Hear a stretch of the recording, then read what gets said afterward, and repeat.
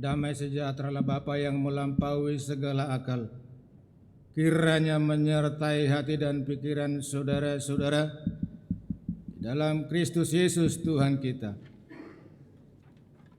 Amin. Shalom saudara-saudara. Horas, selamat hari Natal Madhita Saluhna. Selamat. Firman Tuhan sebagai renungan kita pada hari ini tertulis dalam kitab Mazmur pasal 148 mulai ayat 1 sampai dengan ayat 14. Mazmur pasal 148 ayat 1 sampai dengan ayat 14. Demikian firman Tuhan.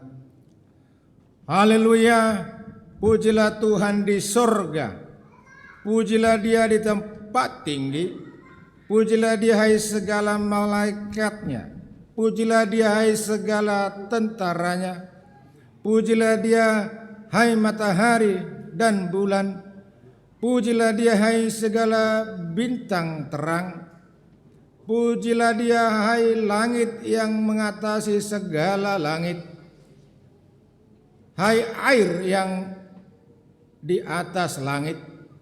Baiklah semuanya memuji nama Tuhan, sebab Dia memberi perintah, maka semuanya tercipta. Dia mendirikan semuanya untuk seterusnya dan selamanya, dan memberi ketetapan yang tidak dapat dilanggar. Pujilah Tuhan di bumi, hai ular-ular naga dan segenap samudra raya,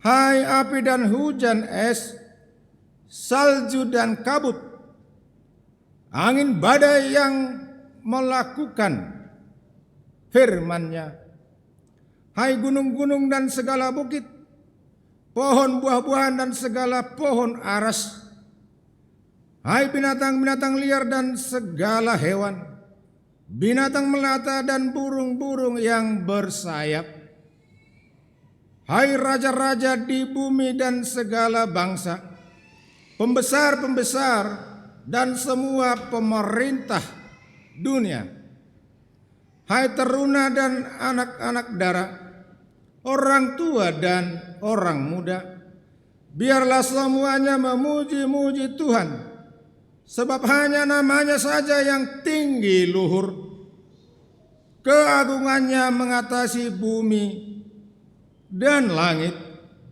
Ia telah meninggikan tanduk umat-Nya, menjadi puji-pujian bagi semua orang yang dikasihi-Nya. Hai bagi orang Israel, umat yang dekat padanya. Haleluya. Demikian firman Tuhan. Bapak, Ibu, saudara-saudara yang saya kasih dalam nama Tuhan Yesus Kristus, pada saat ini Tuhan menyapa kita melalui firman-Nya, melalui pemazmur yang mengarahkan semuanya, totalitas bumi serta isinya, untuk memuji dan memuliakan nama Tuhan saja. Tidak ada yang lain. Pengalaman pemazmur melihat bahwa dengan memuji Tuhan, dengan memuliakan nama Tuhan, maka hidupnya akan terberkati. Dan di seputarnya mungkin juga masih ada orang yang menyembah berhala-berhala, yang tidak benar memuji dan memuliakan nama Tuhan. Melalui nats ini kita diarahkan untuk senantiasa dalam keseharian kita, dalam kehidupan kita, untuk memuji Tuhan, untuk bersekutu dengan Tuhan. Sebagai anggota jemaat AKP Serpong, keluarga Kristiani, umat Tuhan, senantiasa harus menyatakan dan mengatakan haleluya, puji Tuhan. Begitu. Masalahnya Bapak Ibu Saudara, ketika mendengar membaca nats ini, kita bisa agak susah untuk melakukannya, prakteknya. Padahal simpel aja dalam keseharian kita, hal yang gampang-gampang saja. Kata memuji itu berhubungan dengan penampilan kita juga. Coba dulu ini orang tua yang akan membawa anak-anak ke acara baptisan kudus. Dilihat dulu suaminya istrinya hari ini. Makin cantik atau makin jelek? Lah, itu kan susah kan? Jawab itu aja susah. Suamimu makin gagah atau makin jelek? Lah, gimana? Istrimu makin cantik atau makin jelek? Lah, itu susah. Coba lihat dulu istri suami masing-masing. Coba saling pandang dulu. Jangan saya lihat. Istrimu lihat dulu. Suamimu. Coba suami-suami dulu. Bikin dulu tanganmu gini sama istrimu. Nah, itu anaknya aja bikin. Masa suaminya susah kali? Istri senang gak dibikin gini? Suami gimana? Anak-anaknya bikin. Susah banget. Artinya kita memuji keluarga kita. Kita memuji anak kita. Kita memuji orang tua kita. Orang-orang di seputar kita. Jangan katakan, ya Tuhan, haleluya. Sampai di rumah istrinya dihina. Enggak benar itu. Bikin kopi, kopinya terlalu pahit. Nah, udah bikin gula terlalu manis. Saya arahkan itu istri-istri, udah bikin aja gula di situ di meja. Atau makanan terlalu terlalu asin. Udah dikurangin garamnya, kurang garam. Yang mana yang benar? Kurang garam atau terlalu banyak garam? Udah bikin aja garam di meja itu, bikin gula segala macam peralatan di situ. Udah selesai. Artinya jangan kita katakan puji Tuhan, haleluya. Rupanya kita enggak bisa melakoninya dalam keseharian kita. Di Facebook juga gitu. Media sosial. Bisa di like suami orang. Suaminya enggak. Istri orang di like banyak. Istrinya enggak benar itu. Kalau di kampung kami di Toba itu bisa dikeroyok satu kampung itu. Iya. Artinya gimana kita dengan benar melakoninya dalam keseharian kita. Kita katakan haleluya puji Tuhan. Dan kita mempraktekkannya dalam keluarga kita. Dalam kehidupan kita. Termasuk juga dalam hal bernyanyi. Maaf ini Bapak Ibu Saudara. Kita ada sedikit kelemahan di sini. Beberapa kali saya katakan, ketika orang misalnya ibu-ibu disuruh ke gereja ikut penguanina, Aitai maju emang situ nami, Aitai maju emang pedita, ai marpesepi sirupe, dijabu, katanya. Nggak bisa alasan seperti itu. Kalau mau aktif di gereja, melayani di gereja harus bisa. Ini pengalaman saya, ada calon pengantin. Itu di epistel tadi dikatakan itu ya. Ada calon pengantin yang satu HKBP. Yang satu non HKBP. Mau jadi HKBP. Saya suruh bernyanyi. Yang lebih pintar bernyanyi siapa? Ternyata yang dari non HKBP. Yang HKBP gimana? Suaranya 1,5, 2,5, 3,5, semua setengah. Enggak ada yang pas. Lah saya tanya, kamu mau jadi HKBP gimana caranya ini? Kamu kok bisa pintar nyanyi? Kok bisa hafal tonasinya apa semua dengan gampang gitu? Katanya apa? Kata mak saya dulu ketika saya dalam kandungan, mak saya suka mendengar lagu-lagu klasik. Mozart. Tahu Mozart Bapak Ibu? Atau lagu dangdut aja yang hafal? Mozart, Beethoven dan yang lain. Lagu-lagu Natal, haleluya itu. Haleluya Nabulon. Gitu. Oh gitu ya? Iya, Pak Pendeta. Ya mungkin gara-gara itu dia menjadi lebih terpola untuk bernyanyi, memuji Tuhan. Itu suatu misteri Bapak Ibu Saudara. Emaknya yang mendengarkan lagu, emaknya yang mendengarkan nyanyian itu, anak di dalam kandungan bisa secara otomatis mengerti dan memahami lagu-lagu itu. Pujian kepada Tuhan. Artinya melalui nats ini kita diarahkan semua ciptaan. Kenapa? Harus memuji Tuhan. Karena dalam teks ini dikatakan, dalam nats ini dikatakan Tuhan yang maha kuasa. Tuhan yang mempunyai kekuatan di atas segala kekuatan dan kekuasaan di dunia ini. Dikatakan dengan berbicara saja semuanya tercipta. Amar Yahweh. Tuhan berkata, maka jadi.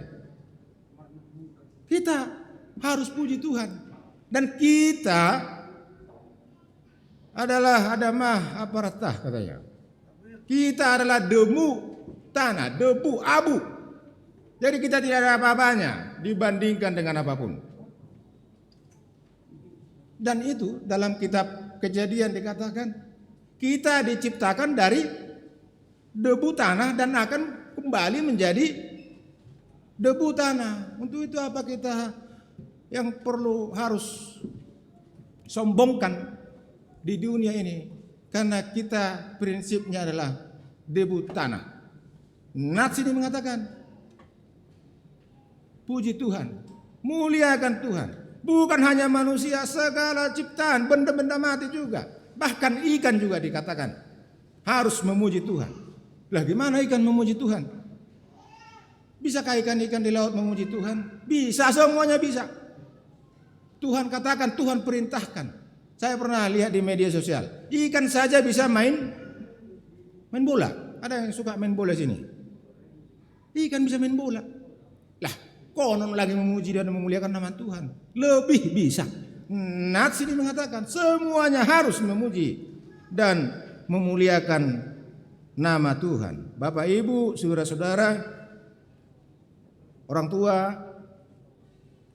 yang membawa anak ke dalam kerajaan Allah, kerajaan sorga, dalam baptisan kudus, nats ini juga senantiasa mengingatkan kita untuk mengajarkan anak-anak memuji dan memuliakan nama Tuhan. Kita coba buka dalam kitab Ulangan, mungkin ibu-ibu dulu ya. Kitab Ulangan pasal 6 ayat 7 dan 8. Ini banyak bapak-bapak dikatakan ketika disuruh mengajari anak-anaknya dengan firman Tuhan. Tugas ni inat tadi pendeta nami situ nami katanya, bukan. Mau bapak mau ibu harus serentak bersama-sama mengajari, mendidik anak dalam firman Tuhan. Coba kita baca bersama Ulangan pasal 6 ayat 7 dan 8. 1, 2, 3 ya. Haruslah engkau mengajarkannya berulang-ulang kepada anak-anakmu dan membicarakannya apabila engkau duduk di rumahmu, apabila engkau sedang dalam perjalanan, apabila engkau berbaring, dan apabila engkau bangun. Haruslah juga engkau mengikatkannya sebagai tanda pada tanganmu, dan haruslah itu menjadi lambang di dahimu. Gitu. mau jalan-jalan ke Ancol, ke Taman Mini, sampaikan firman Tuhan. Mau sedang golek-golek, mau tidur-tidur, sampaikan firman Tuhan. Sudah bangun juga, ajari berdoa. Yang simpel-simpel aja. Terima kasih Tuhan untuk pagi hari ini. Amin, gitu aja nggak apa-apa. Jangan langsung pegang HP apa segala macam.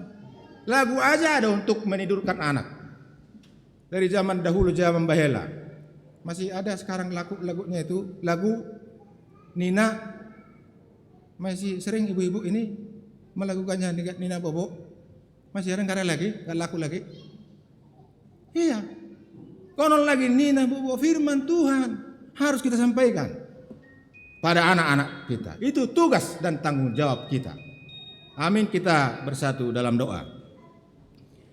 Terima kasih Tuhan atas firman-Mu. Engkau ingatkan kami supaya senantiasa kami memuji dan memuliakan nama-Mu karena keagungan-Mu, karena kebesaran-Mu, karena kekuasaan-Mu, karena kekuatan-Mu ya Tuhan.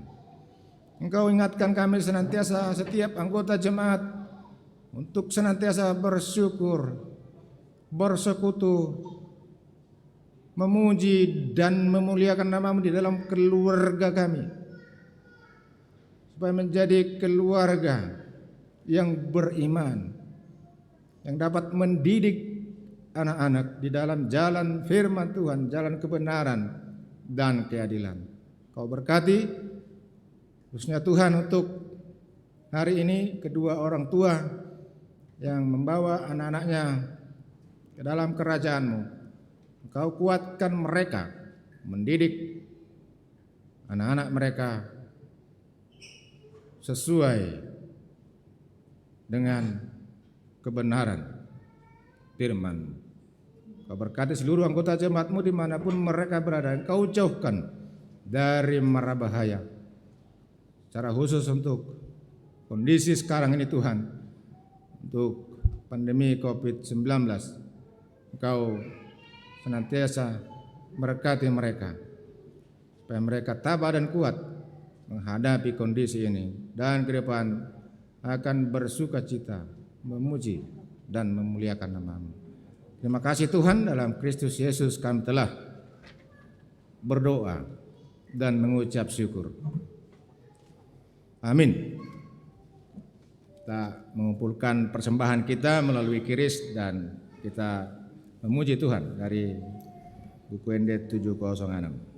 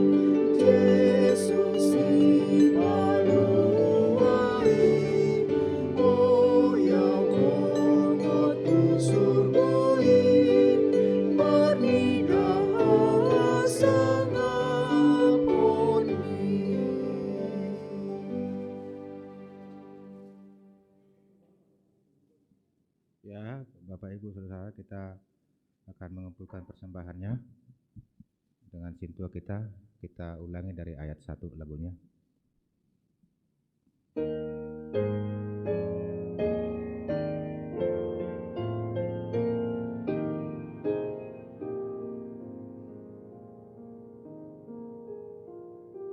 Lagunya persembahan diulang.